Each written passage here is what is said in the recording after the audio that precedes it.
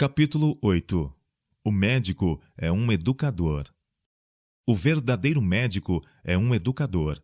Ele reconhece sua responsabilidade, não somente para com o doente que se acha sob seu cuidado imediato, mas também para com a coletividade no meio da qual vive.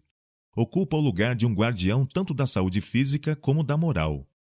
É seu esforço não somente conseguir métodos corretos no tratamento dos enfermos, mas incentivar hábitos sãos de vida e disseminar o conhecimento dos retos princípios. Nunca foram mais necessários os conhecimentos dos princípios de saúde do que o são na atualidade. Apesar dos maravilhosos progressos em tantos ramos relativos aos confortos e comodidades da vida, mesmo no que respeita a questões sanitárias e tratamentos de doenças, é alarmante o declínio do vigor físico e do poder de resistência. Isso exige a atenção de todos quantos levam a sério o bem-estar de seus semelhantes. Nossa civilização artificial está fomentando males que destroem os sãos princípios. Os costumes e as modas se acham em guerra com a natureza. As práticas a que eles obrigam e as condescendências que fomentam estão diminuindo rapidamente a resistência física e mental e trazendo sobre a raça insuportável fardo. A intemperança e o crime, a doença e a miséria encontram-se por toda parte. Muitos transgridem as leis de saúde devido à ignorância e necessitam instruções. A maioria, porém, sabe melhor do que aquilo que pratica. Esses precisam ser impressionados quanto à importância de tornar o conhecimento que tem um guia de vida. O médico tem muitas oportunidades tanto de comunicar o conhecimento dos princípios de saúde como de mostrar a importância de pô-los em prática. Mediante as devidas instruções, muito pode fazer para corrigir males que estão produzindo indizível dano. Um costume que está deitando bases à vasta soma de doenças e males, mais sérios ainda, é o livre uso de drogas venenosas. Quando atacados pela enfermidade, muitos não se darão ao trabalho de descobrir a causa do mal. Sua principal ansiedade é verem-se livres da dor e dos desconfortos. Recorrem, portanto, a panaceias, cujas reais propriedades eles mal conhecem, ou recorrem a um médico para neutralizar os efeitos de seu mau proceder, mas sem nenhuma ideia de mudar seus nocivos hábitos. Caso não sintam benefícios imediatos, experimentam outro remédio, e depois outro. Assim continua o mal. O povo precisa que se lhes ensine que as drogas não curam as doenças. É verdade que elas, por vezes, proporcionam temporário alívio, e o paciente parece restabelecer-se em resultado de havê-las usado. Isso acontece porque a natureza possui bastante força vital para expelir o veneno e corrigir as condições ocasionadoras do mal. A saúde é recuperada a despeito da droga, mas na maioria dos casos ela apenas muda a forma e o local da doença. Muitas vezes o efeito do veneno parece ser vencido por algum tempo, mas os resultados permanecem no organismo, operando posteriormente grande dano.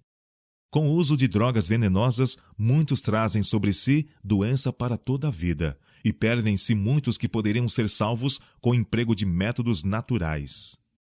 Os venenos contidos em muitos dos chamados remédios formam hábitos e apetites que importam em ruína tanto para o corpo como para a alma.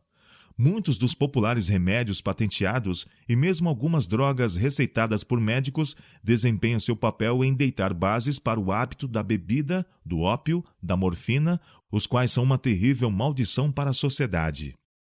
A única esperança de coisas melhores está na educação do povo nos verdadeiros princípios. Ensine os médicos ao povo que o poder restaurador não se encontra em drogas, porém na natureza. A doença é um esforço da natureza para libertar o organismo de condições resultantes da violação das leis da saúde. Em caso de doença, convém verificar a causa. As condições insalubres devem ser mudadas, os maus hábitos corrigidos.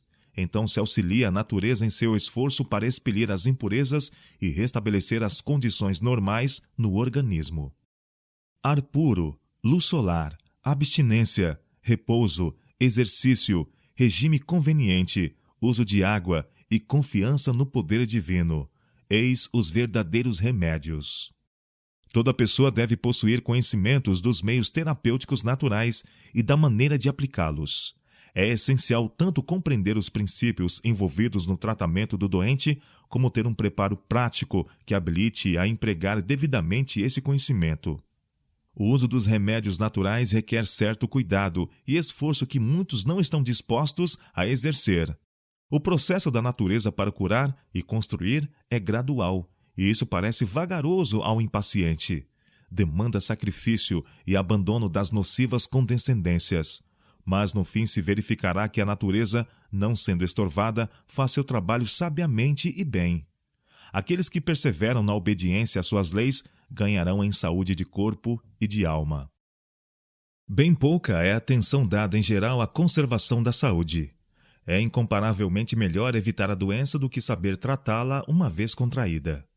É o dever de toda pessoa, por amor de si mesma e por amor da humanidade, instruir-se quanto às leis da vida e a elas prestar conscienciosa obediência.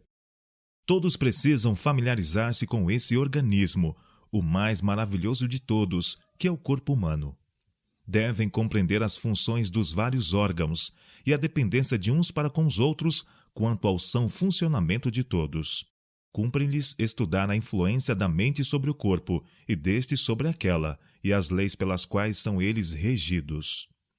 Nunca será demais lembrar que a saúde não depende do acaso. É resultado da obediência da lei. Isso é reconhecido pelos competidores nos jogos atléticos e nas provas de resistência. Esses homens preparam-se da maneira mais cuidadosa, submetem-se a um treino perfeito e uma estrita disciplina. Todo hábito físico é cuidadosamente regulado. Sabem que a negligência, o excesso ou a indiferença, que enfraquecem ou prejudicam qualquer órgão ou função do corpo, resultariam na derrota certa. Quanto mais importante é tal cuidado para assegurar o êxito na luta da vida. Não são arremedos de batalhas, aquela em que nos achamos empenhados. Estamos pelejando um combate do qual dependem resultados eternos. Temos inimigos invisíveis a enfrentar.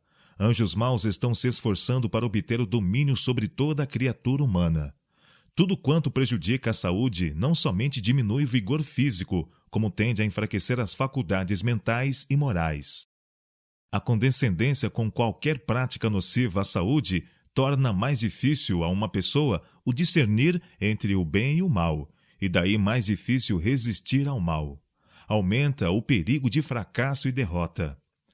Os que correm no estádio, todos na verdade correm, mas um só leva o prêmio. 1 Coríntios capítulo 9, verso 24. Na luta em que nos achamos empenhados, podem ganhar todos quantos se disciplinam a si mesmos pela obediência aos retos princípios.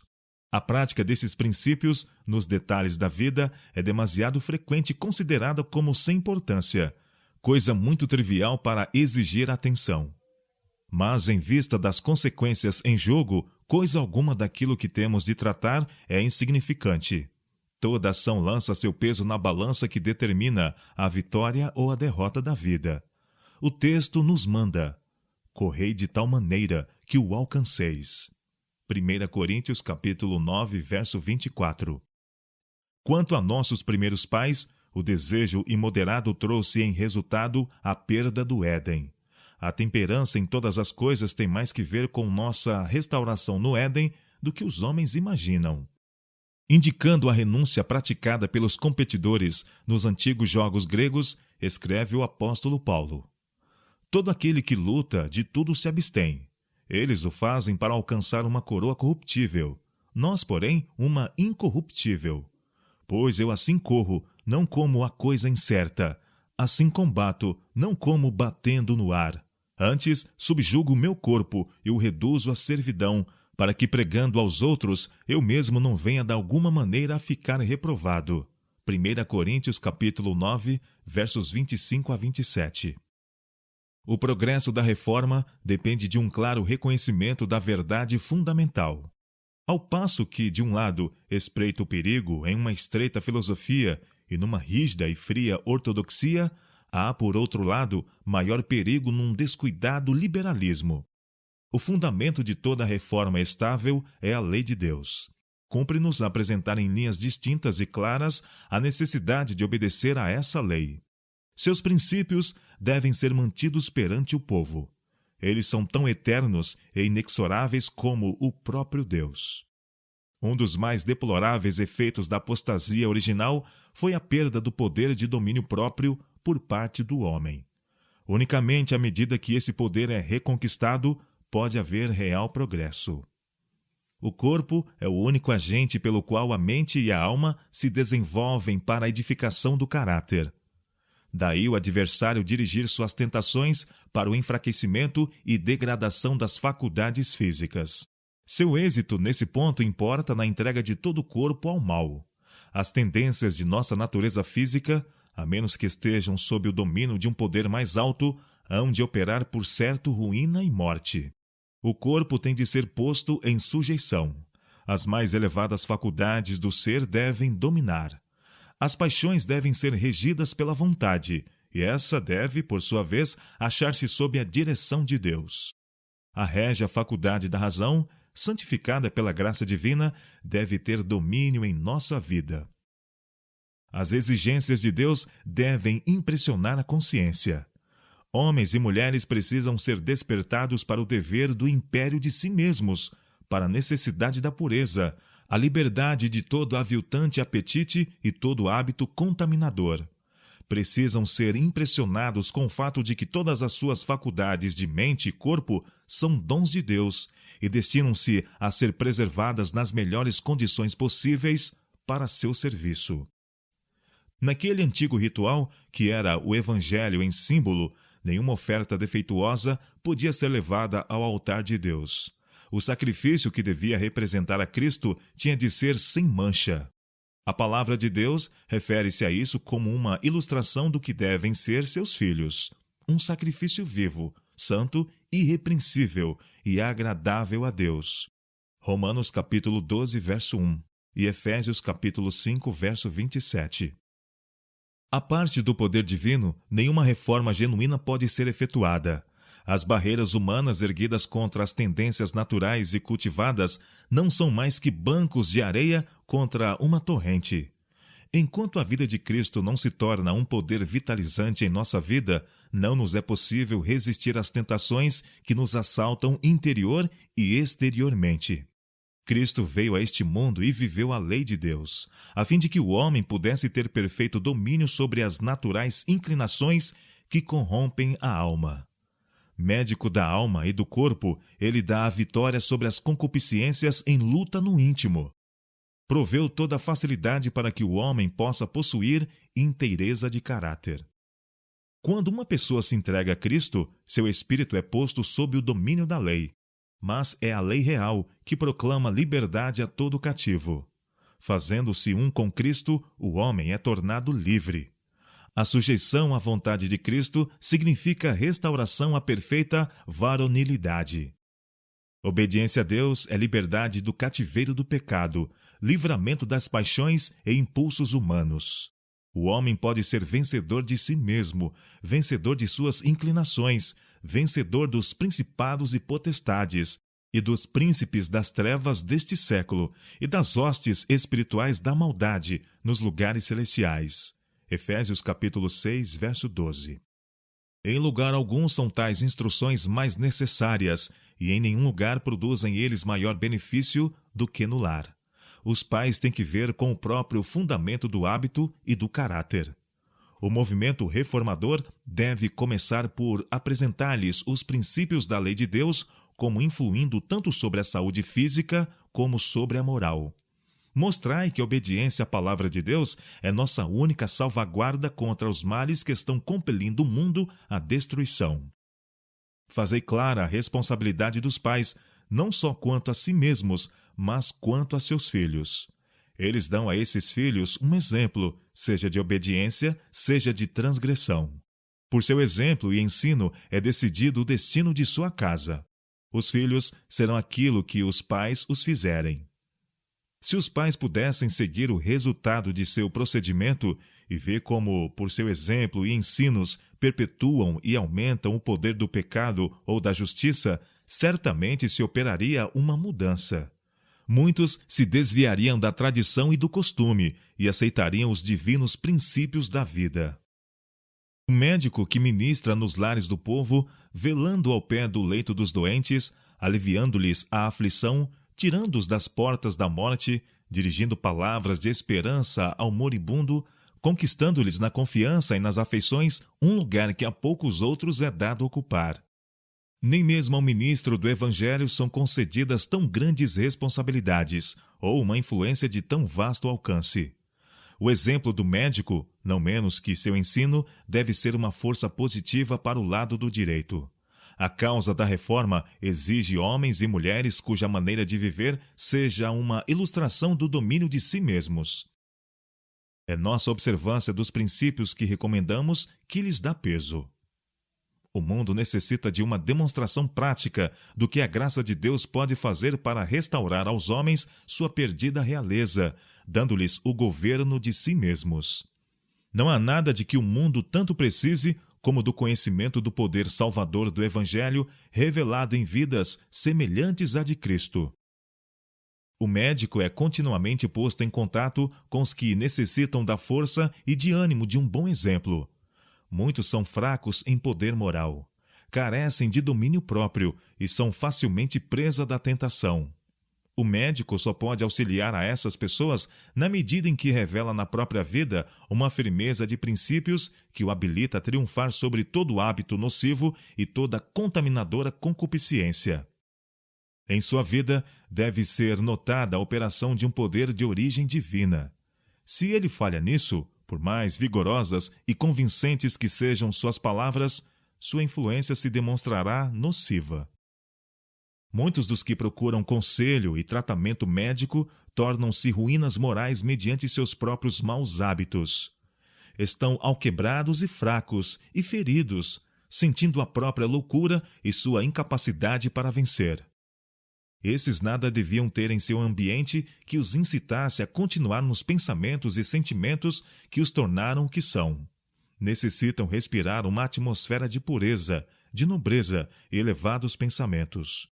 Quão terrível é a responsabilidade quando aqueles que lhes deviam dar um bom exemplo são eles próprios escravos de mau hábitos, acrescentando, por sua influência, nova força à tentação. Buscam os cuidados do médico muitos que se estão arruinando, alma e corpo, pelo uso do fumo ou de bebidas intoxicantes. O médico, fiel às suas responsabilidades, deve indicar a esses pacientes a causa de seus sofrimentos. Se ele próprio, porém, é fumante ou dado a tóxicos, que peso terão suas palavras? Com a consciência de condescender ele mesmo com isso, não hesitará em apontar o lugar da infecção na vida do doente? Enquanto ele próprio usar essas coisas, como poderá convencer o jovem de seus efeitos prejudiciais? Como pode um médico ocupar na sociedade o lugar de um exemplo de pureza e de governo de si mesmo? Como pode ser um eficiente obreiro da causa da temperança, enquanto ele próprio está condescendendo com um hábito vil? Como poderá ministrar de maneira aceitável junto ao enfermo e ao moribundo, quando o seu próprio hálito é repugnante, impregnado do cheiro da bebida e do fumo? Enquanto põe seus nervos em desordem e nubla o cérebro com o uso de venenos narcóticos, como pode uma pessoa ser fiel à confiança nela posta como um médico competente? Como lhe é impossível discernir prontamente ou executar com precisão? Se ele não observa as leis que regem seu próprio ser, se prefere a satisfação egoísta à sanidade mental e física, não se declara por esta forma inapto para que se lhe confie a responsabilidade de vidas humanas? Por mais hábil e fiel que seja um médico, há em sua experiência muito de aparente desânimo e fracasso. Muitas vezes sua obra deixa de realizar aquilo que ele almeja ver efetuado. Se bem que seja restituída a saúde a seus doentes, talvez ela não seja nenhum benefício real a eles e ao mundo. Muitos recuperam a saúde unicamente para repetir as condescendências que convidaram à doença. Com o mesmo afã de antes, atiram-se à roda das satisfações pessoais e da loucura. O trabalho do médico por eles parece esforço jogado fora. Cristo teve a mesma experiência. Todavia, não cessou de esforçar-se por uma alma sofredora. Dos 10 leprosos que foram purificados, apenas um apreciou o dom recebido, e esse era estrangeiro e samaritano. Por amor daquele um, Cristo curou os 10. Se o médico não encontra mais êxito do que teve o Salvador, aprenda uma lição com o principal dentre os médicos. A respeito de Cristo, acha-se escrito: não faltará, nem será quebrantado. Isaías capítulo 42, verso 4. O trabalho de sua alma ele verá e ficará satisfeito. Isaías capítulo 53, verso 11. Se não houvesse senão uma alma que aceitasse o evangelho de sua graça, Cristo teria, para salvar aquela alma, preferido sua vida de labuta e humilhação e morte de ignominia. Se por meio de nossos esforços uma criatura humana for levantada e enobrecida, habilitada a brilhar nas cortes do Senhor, não teremos nós razão de regozijo? Árduos e difíceis são os deveres do médico. A fim de os cumprir com mais êxito, precisa ele possuir robusta constituição e vigorosa saúde. Um homem fraco ou adoentado não pode resistir ao fatigante labor inerente à profissão médica. Uma pessoa a quem falta o domínio de si mesma não pode ser apta para lidar com todas as espécies de doenças. Frequentemente privado do sono, negligenciando mesmo o alimento, afastado em grande parte dos prazeres sociais e dos privilégios religiosos, a vida do médico parece achar-se sob contínua sombra.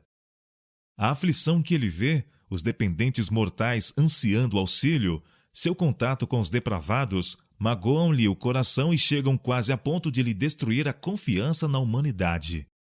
Na luta com a doença e a morte, suas energias são provadas ao máximo da resistência. A reação desse terrível esforço prova em extremo o caráter. É então que a tentação tem maior poder.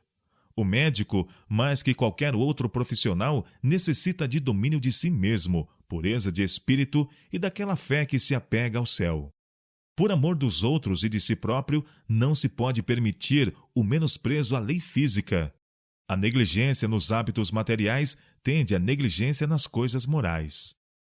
A única segurança do médico é, em todas as circunstâncias, agir por um princípio, fortalecido e enobrecido por um firme propósito, baseado unicamente em Deus. Ele se deve manter na excelência moral de seu caráter. Dia a dia, hora a hora, momento a momento, deve viver como diante do mundo invisível. Como Moisés, deve resistir como vendo o invisível. Hebreus capítulo 11, verso 27. A justiça tem sua raiz na piedade. Homem algum pode manter firmemente diante de seus semelhantes uma vida pura, poderosa, a não ser que sua vida esteja escondida com Cristo em Deus. Quanto maior a atividade entre os homens, tanto mais íntima deve ser a comunhão da alma com o céu. Quanto mais urgentes seus deveres e maiores suas responsabilidades, tanto maior necessidade tem um médico de poder divino. É mister salvar das coisas temporais tempo para meditar nas eternas. Deve resistir a um mundo usurpador, capaz de exercer sobre ele tamanha pressão que o separe da fonte da resistência. Ele, mais que todos os outros homens, deve, por meio de oração e estudo das Escrituras, colocar-se sobre a proteção de Deus. Cumpre-lhe viver em incessante comunhão com os princípios da verdade, da justiça e da misericórdia que revelam os atributos de Deus na alma. Justamente na medida em que a palavra de Deus é recebida e observada, impressionará ela com sua potência e tocará com sua vida toda a fonte de ação, toda a face do caráter. Purificará todo pensamento, regulará todo desejo. Aqueles que fazem da palavra de Deus sua confiança portar-se-ão como homens e serão fortes. Erguer-se-ão acima de tudo quanto é baixo, a uma atmosfera isenta de contaminação. Quando o homem se acha em ligação com Deus, aquele inabalável propósito que guardou José e Daniel entre a corrupção de cortes pagãs, tornar-lhe-á a vida de imaculada pureza. Suas vestes de caráter serão sem manchas. A luz de Cristo não se enfraquecerá em sua vida. A resplandecente estrela da manhã brilhará firmemente sobre ele em imutável glória. Tal vida será um elemento de força na coletividade. Será uma barreira contra o mal, uma salvaguarda para o tentado, uma luz guiadora aos que, por entre dificuldades e desânimos, estão buscando o caminho verdadeiro.